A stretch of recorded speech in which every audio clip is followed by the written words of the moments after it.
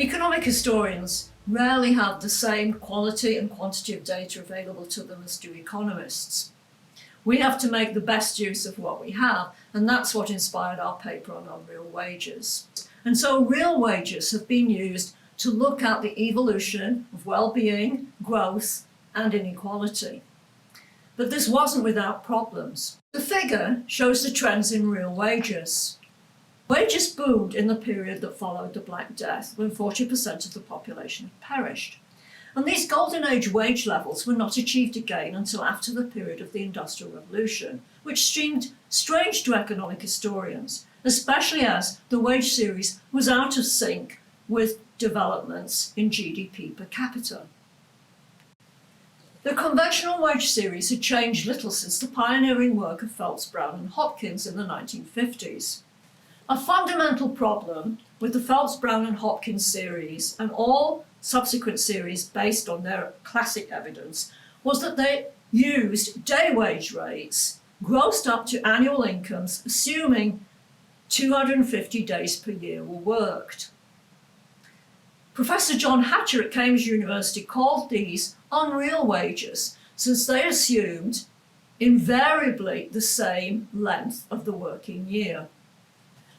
We circumvented this problem by looking at the wages of workers on annual contracts. This involves supplementing existing databases with new archival research, drawing on manorial, estate and farm accounts.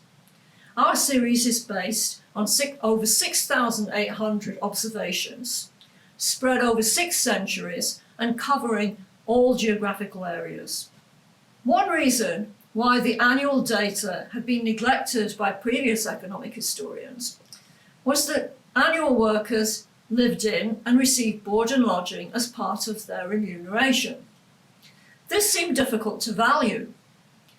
Our strategy was to assume that board and lodging covered workers' subsistence and could be monetized using Robert Allen's subsistence consumption basket. The resulting wage series, which is shown in the figure, differed considerably from the previous conventional accounts. But surprisingly, it was in sync with the new GDP per capita data. 3 observations are worth comment. The first is that the golden age was much less glittering than previous accounts had suggested. Our analysis suggests that this was because workers did not work 250 days in this time period, either because they couldn't obtain this work or because when wages were so high, they substituted leisure.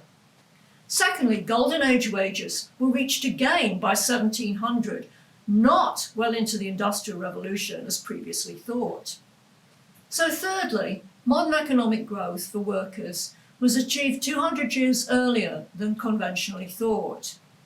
That is around 1600 rather than 1800. Rising real incomes were the product of an industrious revolution, with days worked per year increasing from 150 days to well over 300 by the time of the Industrial Revolution. We hope that you enjoy reading our paper as much as we did writing it, and thank you to the Royal Economic Society for rewarding our work.